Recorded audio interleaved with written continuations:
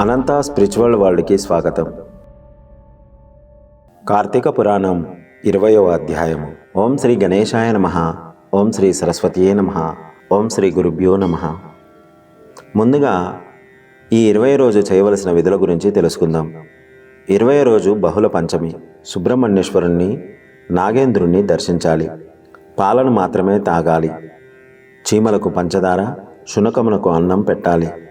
శక్తి కొలది బంగారం, భూదానం, గోదానం చెయ్యాలి.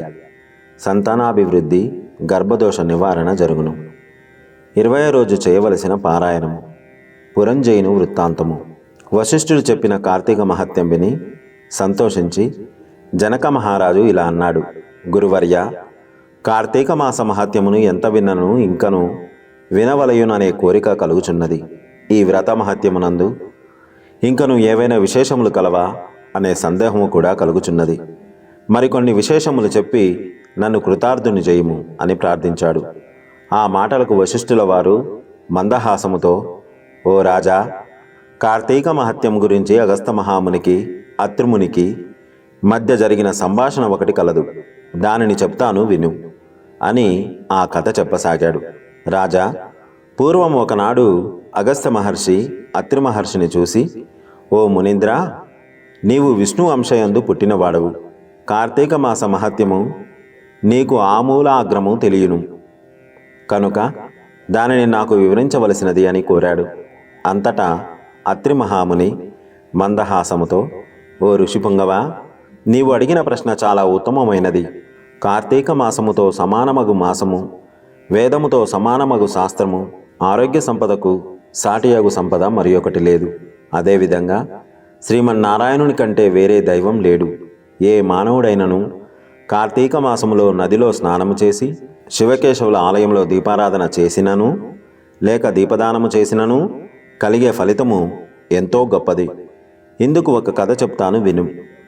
త్రేతాయుగమున పురంజయుడు అన్న సూర్యవంశపు రాజు అయోధ్యానగర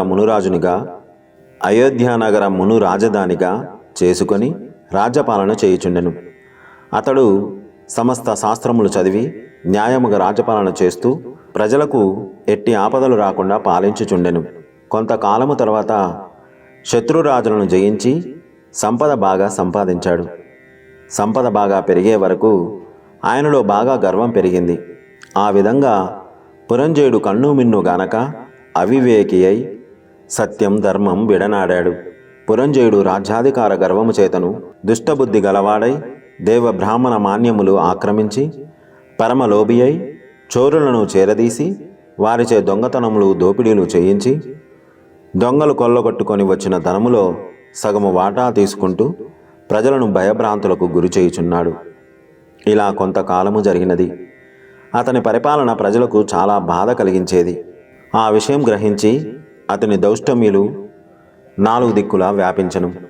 ఆ వార్త కాంబోజ కొంకణ కళింగ సామంతరాజులు తమలో తాము ఆలోచించుకొని కాంబోజరాజును నాయకునిగా చేసుకొని పెద్ద సైన్యముతో రహస్య మార్గము వెంట వచ్చి అయోధ్యానగరమును ముట్టడించి నలువైపులా నగరమును దిగ్బంధము చేసి యుద్ధము ప్రకటించారు.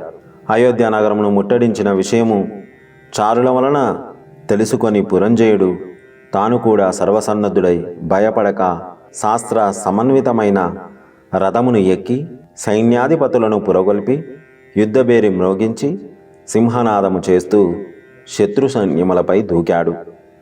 స్కాంద పురాణ అంతర్గత వశిష్ఠ ప్రోక్త కార్తీక మహత్యమందలి 20వ 20వ రోజు పారాయణము పూర్తి అయినది.